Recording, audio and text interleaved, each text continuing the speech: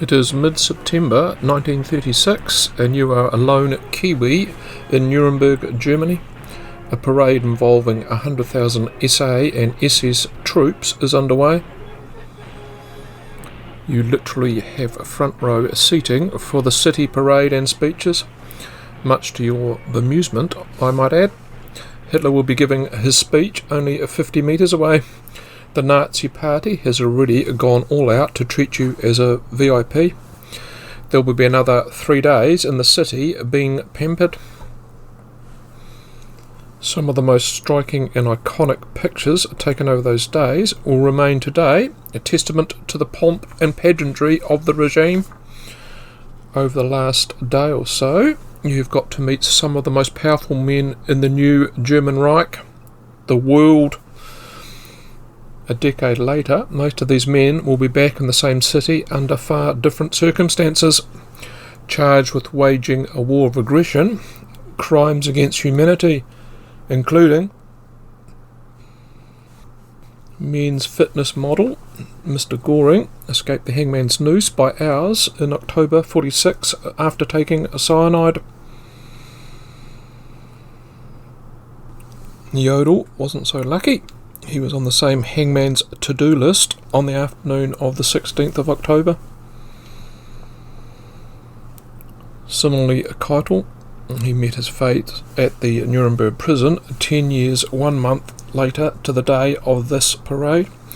His execution was rather botched, and he lay suspended for 25 minutes, waiting to die. At 6 foot 7 inches, Obergruppenführer Ernst Kaltenbrunner stood out in his Hugo Boss SS uniform. Donkey deep in the excesses of the Nazi regime, the Austrian would be the highest ranking member of the SS to be tried and executed come war's end. You get to pass pleasantries with von Ribbentrop, who, after having been at one stage the German ambassador to London, was fluent in English. Amongst his last words, as the noose went round his neck, was to wish for world peace. The intense Hess also spoke passable English. He died under mysterious circumstances after being in Spandau prison, West Berlin, for 40 years. The anti-Semitic striker rubs you up the wrong way. The rest seem rather pleasant. A decade later, the striker would find himself ostracised by his fellow defendants at the war crimes trials due to his defiant outburst, and totally unrepentant. He gave his final Hail Hitler as he walked up the stairs onto the platform. Time now to settle down and watch the pomp and ceremony of a Nazi parade. On one side of the wooden form you are seated at is the famous German actor Willy Burgel. On the other side, you are literally rubbing shoulders with Joseph Goebbels, who had opened proceedings with the type of rousing oratory he was famous for. The genial Goebbels is keen to tell you more about the proceedings via a pretty interpreter, Fräulein Keller, sent from the Ministry of Propaganda. You take a photo of him as he makes friends and influences people, and signs autographs as well, because when you tell the story about meeting all these famous Nazis, most people aren't going to believe you.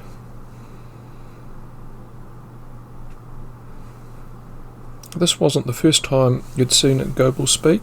The week before, you'd been in the television studio when he gave a speech flanked by 2 large Aryan-looking SS officers. Anyone who has watched the movie Downfall knows his fate, and that of his wife and 6 children as well, as the Russians closed in on the Berlin bunker. At this point, you're probably thinking the Kiwi that was front and centre was some sort of diplomat, rather than a renowned surgeon and travel writer. How a New Zealand doctor, Robert Campbell Begg, ended up in the situation is an intriguing one. Let's discover more about Campbell Begg's life before returning to the Nuremberg parade. Robert Campbell Begg was born in Dunedin in 1886 and led an incredible life outside being one of New Zealand's and South Africa's leading urologists. His adventures would put Biggles and Tintin to shame, and they were real, well documented in 3 books he wrote. Because I want to keep this video under 30 minutes, I'm going to give you a highlights package and get the gist of the sort of bloke he was. Doctor on the front line of Flanders in World War One, and later treated the wounded from Gallipoli whilst posted in Egypt. He was awarded a military cross.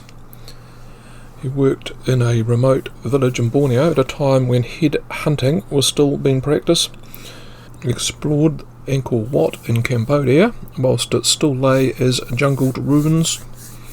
Spent time in a Persian jail. And that's him in the front of the tomb of Cyrus the Great in modern-day Iran, located just outside Shiraz. He almost died there after being bitten by a rabid dog. Canoed down the Amazon. That book is a must for budget-conscious jungle explorers. Flew on the Graf Zeppelin. That's actually the Hindenburg on your screen, by the way, which was hovering above proceedings at Nuremberg. Being an aviation freak, Campbell was mates with its pilot, Ernst Lehmann. Lehmann would go down in flames at Lakewood Airport, New Jersey, 7 months later.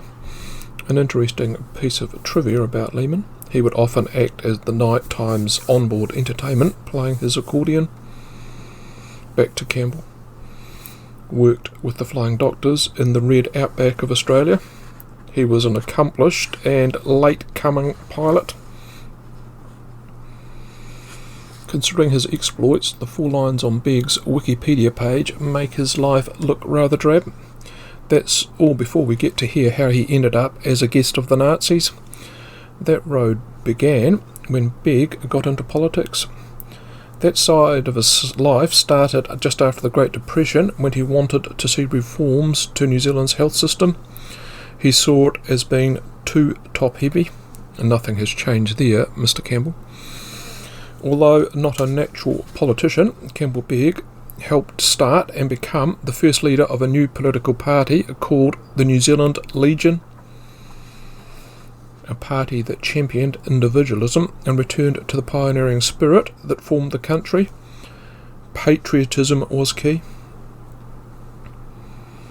The New Zealand Legion ran for only 30 months, as far as I can tell, ceased not due to a lack of membership or for its ideals failing to ignite the public. At one point it was attracting 2,000 members a month. Rather, one of the Legion's own core mandates was to dismantle party politics altogether, elect, say, someone like him who was knowledgeable in the field of medicine to be health minister. A fine ideal, but not a good way of winning power at the ballot box. When its real chance to test out its policies came, the 1935 election, they failed to field a single official candidate, although a dozen or so Legion members did stand as independents, 7 winning seats in regional elections. Sidney Holland, the first national Prime Minister, was a notable ex-member of the New Zealand Legion. By this time, the Legion had lost its leader, Campbell Begg. He had begun a world tour, including Europe. He was an invitee to the Urological Conference in Vienna, which coincided with the rally. The attendees of the Austrian conference were put up at the famous and swish Bristol Hotel in Vienna, which had under its roof at that time 2 of the highest profile guests in the world. Campbell would find himself down in reception with Prince Edward VIII and Wallis Simpson in the Bristol Hotel, having been their bolt hole immediately after his abdication. During his brief foray into politics, 2 things had happened which would impact his reception in Germany and Austria.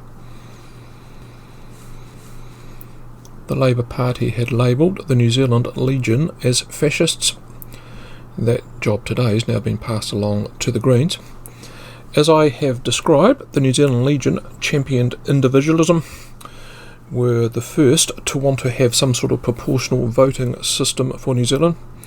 However, the poop throwing stuck. And this label of fascist came to the attention of Rudolf Asmus. Asmus was the German Consul General for Australia, the big wig in this neck of the woods. He had met Begg at a meeting of the German Club in Wellington in 1935. Germany's foreign policy in the mid-30s was focused on promoting National Socialism as benign, cuddly. They sought to gain as many overseas supporters for the regime as possible, painting National Socialism as a stopgap measure against the threat of communism. The Germans at the time were out to seduce sympathisers.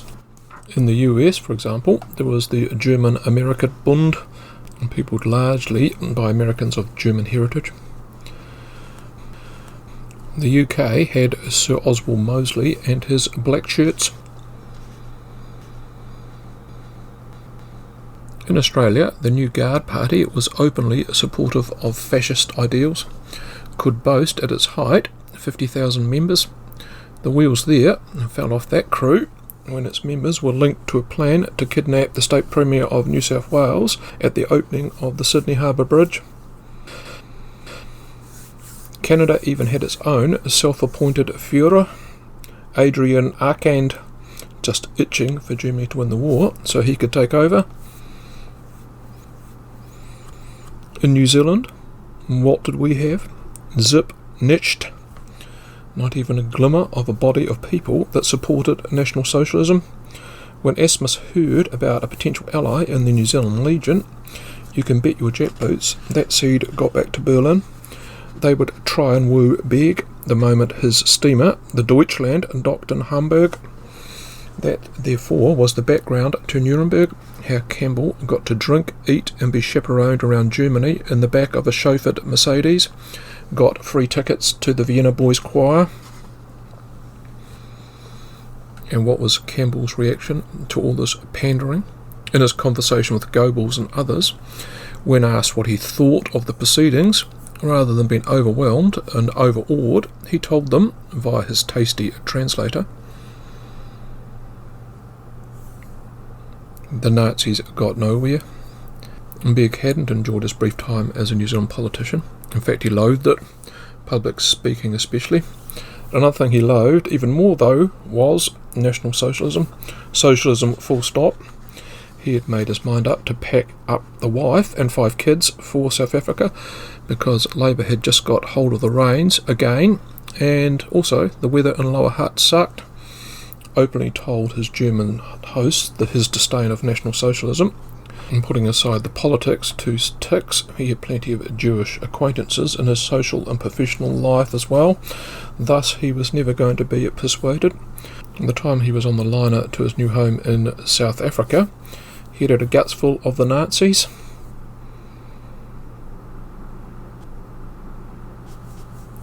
What happened to Begg in later life? At the age of 50, he went on to continue his distinguished career in medicine, undertook adventure travels to what was truly the back and beyond. Begg died in South Africa in 1971, aged 75. I would be surprised if any other New Zealander got to meet so many of the Nazi hierarchy, sat down and chatted with Goebbels, for example, be it via an interpreter.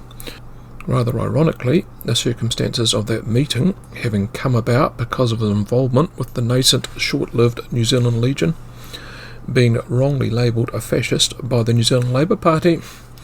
And this led to Begg becoming one of a select few to lambast leading Nazi lights straight to their face. Up next, the only naval engagement between 2 surface vessels to occur on the Tasman Sea, 20th of August 1940, when the freighter SS Turkina duked it out with the German raider, the Orion. Cheers for your time today.